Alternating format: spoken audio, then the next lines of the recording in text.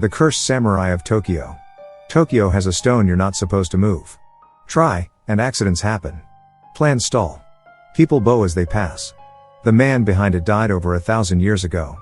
His name was Taira no Masakado. Part 1. The Unmovable Stone.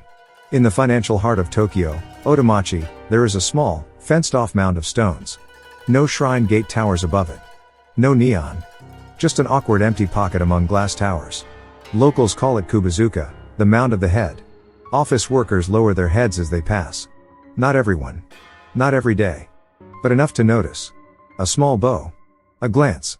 A breath held at the crosswalk, superstition dressed in a suit. Documents tell of construction plans delayed. Projects changed course. Cautious letters that choose words like circumstance and prudence instead of curse. Legends tell more. The city tried to move this stone many times. Each time, something went wrong.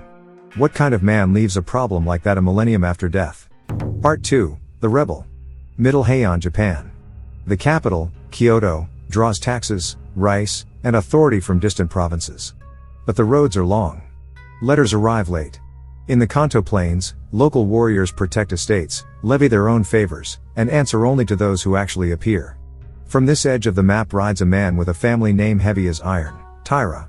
He is fast. Charismatic. Dangerously practical. His name is Masakado. Records describe lawsuits and skirmishes that skip the polite steps and go straight to blades. Masakado doesn't just defy a rival. He defies the logic of the center. He captures provincial headquarters. Wins allies. Scares enemies into becoming allies. Then he does the unthinkable. He declares himself Shino, new sovereign. Not emperor in Kyoto. But a rival vision, a Kanto order with its own legitimacy. In an age before the samurai class truly rules the country, he acts as if it already does. For that, the center cannot forgive him. An imperial proclamation goes out. Rewards for Masakado's head. Armies gather. In the winter of 940, he is surrounded and cut down. His body divided. His head sent to Kyoto. Part 3. The Head That Wouldn't Rot. In the capital, Masakado's severed head is set on display. Days pass. The eyes do not glaze. The jaw stays clenched. The lips curl, not in fear, but in contempt. People whisper, "It won't rot." They swear the head laughs at passers-by. At night it calls his name. One stormy night, lightning splits the sky. The head tears free. It rises. It streaks east, home, over valleys and rivers. Past towns and torches. Red as a coal in the wind. It crashes into the Kanto earth where no capital decree can touch it. There, villagers bury it with care and fear. A small mound. A marker stone. Prayers, for protection not from bandits or beasts, but from him. Not a yokai. Not a goblin of the old woods. Something heavier. An onryō, a vengeful spirit. Part 4. What is an onryō? Japan's folklore speaks two languages. One is the language of yokai, creatures of streams and storms, tricksters and shapeshifters, metaphors with teeth. The other is harsher, the language of onryō, humans wronged so profoundly that death doesn't cool them. An onryō doesn't haunt a house. It negotiates with a city. It crashes ceremonies. Brings down storms. Punishes the innocent until the guilty do something about it. Here is the paradox at the core of Japanese religion and politics. When fear cannot be beaten, it is invited in. When anger cannot be erased, it is enshrined. This is Goryo Shinko, the worship of angry spirits to pacify them. Where another culture might exorcise the ghost, Kyoto writes it into the calendar. The state sponsors rites. Priests chant names once burned as treason. A vengeful soul is promoted, not to office, but to godhood. Worship isn't an endorsement. It is a contract. We will remember you. You will not destroy us. Masakado will one day be honored as a daimyōjin, a great spirit. Not because he was righteous, but because he was effective. Part 5. The Politics of Fear. Fear can paralyze a government. Or it can organize one. Early records speak of epidemics and lightning strikes blamed on angry souls. The answer was not only prayer, but policy. The court established festivals to calm specific spirits. Scheduled offerings. Rearranged ritual geography to close the city's weak points. This is where geomancy and governance meet. The capital is laid out like a ritual diagram. Directions matter. The northeast is the Kimon, the demon's gate, where calamity enters. So what do rulers do? They plug the hole. They place temples at sacred corners. Guardian shrines aligned with palaces. River bends purified so diseased spirits won't linger. Later, when shoguns rule from Edo, Old Tokyo, they repeat the trick. Major shrines sit where invisible maps say danger flows. In Masakado's case, the map draws itself around a mound in Kanto. And later, inside the city that grows into Tokyo. Around that mound, bureaucracy becomes choreography. Build carefully. Speak carefully. Bow when you pass. Part 6, The Curse in the Skyscraper. Centuries turn. The capital moves. Edo becomes Tokyo. Money, ministries, and machines redraw the earth. But the head mound survives. Awkward margins. Unpaved corners. Modern reports talk in neutral voices. Incidents. Setbacks. Revisions.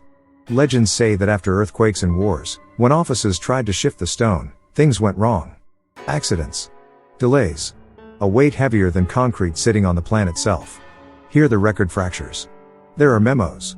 And there are whispers. A corporate vocabulary for the supernatural, words that avoid saying curse, while behaving as if it exists. So the mound stays. A compromise is made without signatures. The city may rise. If the dead are left alone. Part 7, The Hidden Network. Step away from Tokyo's glass, and you see how wide the contract runs.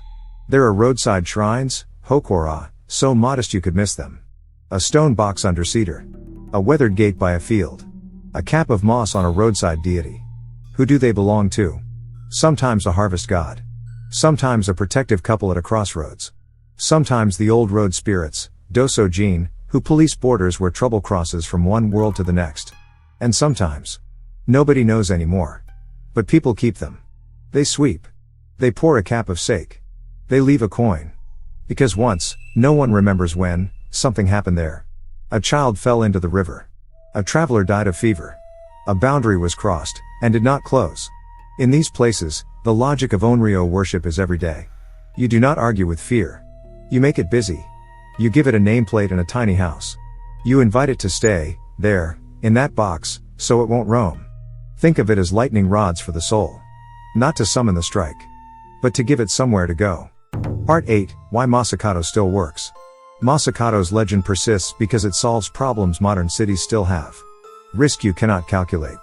Blame you cannot assign. Accidents that happen for no reason. A corporation cannot write spirit on a line item. But it can redesign a lobby. It can fence a mound. It can schedule a small offering from petty cash and call it community relations. The ritual is not a confession of belief. It is the maturity to say, some forces are cheaper to respect than to fight. This is the difference between yokai and onryō in practice. Yokai are stories you share. Onryō are contracts you honor. A yokai can entertain you. An onryō can stop your project. Part 9, The Man Inside the Legend. Strip away the thunder, and you find a human story. A provincial leader saw the world changing. He tried to make a place in it for his people. Brutally, yes. But with a clarity that embarrassed those in charge. He lost. His allies broke. His name became a warning. In death, that warning found power the man did not have in life.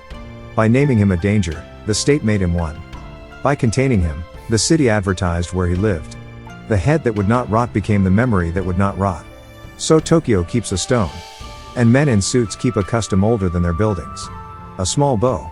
Not because a head is watching from under the gravel. But because memory is.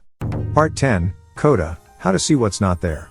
If you visit Japan and step off the main streets, down a lane behind a bank, up a stair behind a warehouse, into the trees beside a farm, you will find tiny houses for things no map records. Don't open them. Don't test them. Just notice. The water is always swept. The little gate is mended with wire. A can of tea, warm from someone's hand, waits on a stone.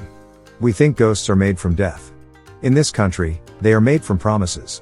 Kept so long, they turn into places.